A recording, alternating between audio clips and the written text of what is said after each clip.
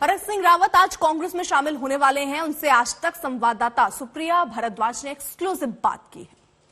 घुटन भरी जिंदगी जी रहा था, लेकिन आज मुझे खुशी है कि मैं एक अच्छा काम उत्तराखंड के लिए कर पाऊंगा और शायद ईश्वर ने, केदार बाबा ने, सिद्धवली बाबा ने मेरे माध्यम से कोई अच्छा लिखा रहा होगा।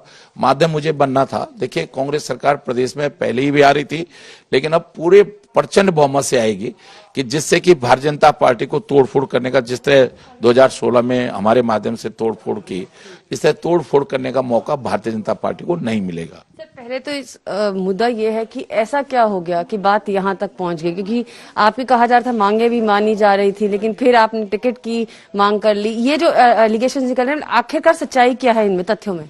देखिए, अपने चेहरा छिपाने के लिए कोई कुछ भी कह सकता है। मैं सोचता हूँ कि भारतीय जनता पार्टी, आप देश को चला रहे हो, एक सोशल मीडिया पे फर्जी खबरों के आधार पर आप इतना बड़ा निर्णय कैसे ले सकते हो? जहां तक टिकट की बात है, प्रहलाद जोशी जी ने मुझसे कहा कि रावत जी क्या बातचीत है, तो मैंने कहा जी मैं अभी लेस्डोन गया था और जिस तरह अनुकृति ने वहां 5-7 हजार महिलाएं थी, उस बिल्कुल जंगल एरिया में, और जिस तरह लोगों में उत्साह था, मुझे लग रहा है कि मुझे नहीं मालूम था कि हमारी बहू ने या इस लड़की ने इतना बड़ा जनता के बीच में अपनी पैठ बनाई है। तो मैंने कहा आप विचार कर लो। और मैंने कहा कह लें आप आज पहली बार आपने कहा है, तो मैं अमित शाह जी से, नड्डा जी से बातचीत करूंगा। और मैंने कहा जी मैं पार्टी के लिए काम करूंगा, आप मुझे जहां जिम्मेदारी देंगे मैं वहां काम करूंगा। मैं अब उस चीज को अपने चेहरा छिपाने के लिए, अपने गलत निर्णय को सही साबित करने के लिए मैं कह रहा हूं, ये कह रहे कि हम विकास की बात मानी, कौन सी मान ली? हमने सेंट्रल स्कूल दिया कोटद्वार, वायदा था 2017 में हमारा। रोजगार दिया आपने उत्तराखंड के लोगों को, वायदा था उत्तराखंड के लोगों से। महंगाई कम करी, स्वास्थ्य सुविधाएं बेहतर करी।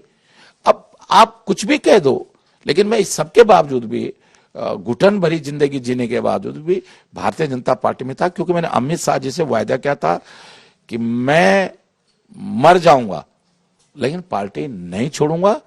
लेकिन आज मुझे खुशी है कि मैंने अपना संकल्प भी मेरा आज पूरा हो गया और उस घुटन भरी जिंदगी से मुझे निजात मिल गई। तो क्या आप कांग्रेस को ज्वाइन करेंगे? अब बातचीत करूंगा। अब तो फर्जी था, लेकिन अब मैं बातचीत करूंगा और मैं सोचता हूं कि उत्तराखंड के लिए अच्छा होगा। और शायद कई बार जब भी, मैं हमेशा एक बात मानता हूं, बुराई में अच्छा ही ढूंढता हूं, और शायद जो भी आज हमें लग रहा होगा कि पता नहीं क्या हो गया, लेकिन ये उत्तराखंड के लिए अच्छा है। शायद पिछले 20 सालों में उत्तराखंड को जो ऊंचाई छूना चाहिए था, मैंने 25 अगस्त 1994 को उत्तर प्रदेश की विधानसभा में भाषण दिया था कि ये राज्य के पास इतनी संभावनाएं हैं। ये राज्य, अगर इसको उचित नेतृत्व मिलेगा, उचित नियोजन होगा और प्राकृतिक संसाधनों का उचित विकास होगा, तो ये उत्तराखंड राज्य हिंदुस्तान का सबसे संपन्नशाली राज्य बन सकता है। ये जा रहा है कि आज आप जो है अपने साथ 2-3 और एमएलए के साथ लेके कांग्रेस ज्वाइन कर सकते हैं। मैं आज परिस्थितियां ऐसी हैं कि आज इन परिस्थितियों में, क्योंकि मैं एक एमएलए किससे जानता हूं और जिनको मैं ले आ सकता हूं, जो मेरे अभिन्न मित्र हैं, जो मेरी बात मान सकते हैं, मैं जानता हूं कि उनको कांग्रेस में लाने के बाद भी मैंने टिकट दिलाने में उनकी मदद भी कर दी, लेकिन वो चुनाव नहीं जीत सकते। अब देखिए, हरक सिंह रावत एपिसोड के बाद पहली बार मीडिया से बोले पुष्कर सिंह धामी। उन्होंने क्या कहा वो भी जरा सुनिए।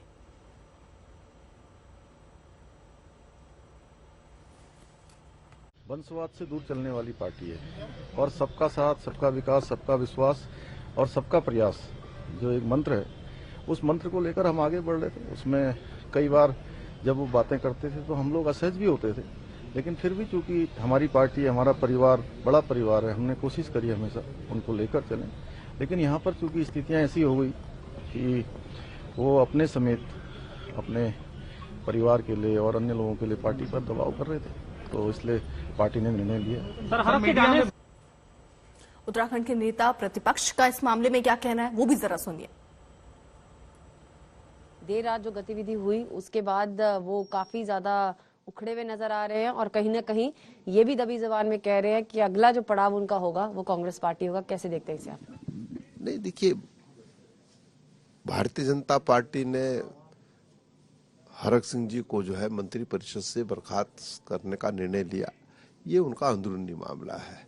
लेकिन सरकार के इस निर्णय से हरक सिंह रावत जी आहत हैं और उन्होंने जो मीडिया को कहा है कि मैं अब जो है कांग्रेस को अपनी सेवा देने का काम करूंगा, अब उनकी कांग्रेस में वापसी के परिप्रेक्ष्य में जो है राष्ट्रीय नेतृत्व निर्णय लेगा और जो निर्णय राष्ट्रीय नेतृत्व लेगा हम सबको स्वीकार्य होगा। देखिए, जो हालात पैदा हुए हैं सिर्फ उत्तराखंड राज्य के अंदर नहीं भाजपा का सफाई होने जा रहा है। भारतीय जनता पार्टी के विरोध में पूरे देश के अंदर लोगों में आक्रोश है। ये सत्ता में बैठे हुए लोग जिस तरीके से देश की लोगों का शोषण करने का काम कर रहे हैं उससे ये वानगी बनी है। तब चाहे आप पंजाब का जिक्र कर लीजिए, आप देख लीजिए प्रधानमंत्री जी जाते हैं और सिक्योरिटी के नाम पर उन्होंने पूरे देश के अंदर ये वातावरण बनाने का प्रयास किया कि मेरी जो है जो सिक्योरिटी है उसमें चूक हुई है, लेकिन वास्तविकता तो आपके सामने है। जहां जनसभा होनी थी, जहां पर 70,000 कुर्सियां लगाई थी, वहां पर 700 लोग भी नहीं थे। तो ये उन्होंने कहा, तो ये विदाई चाहे उत्तराखंड हो, चाहे उत्तर प्रदेश हो, चाहे पंजाब हो, चाहे मणिपुर हो, चाहे गुजरात हो, इन राज्यों में होने जा रही है और 2024 में देश से जो है भाजपा का सुपड़ा साफ होने जा रहा है।